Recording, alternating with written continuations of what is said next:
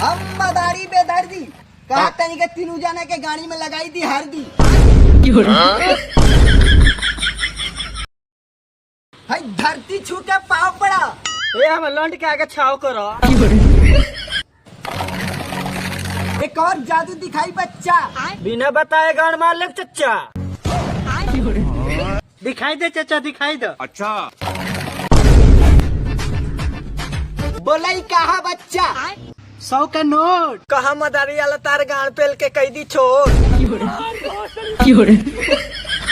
तोहर बहिन से तो कि एको भाषा ना बोलबा कोनो विषय में। बोला ही पैसा के पत्ता बनाई दी। ना हमरे लाड़ के छत्ता बनाई दो। चलो चच्चा बनाई दो। चला तनी सा मीठा लाई दो बच्चा। मीठा तो नहीं खे लेकिन ईटा ले ले चाचा। मार गया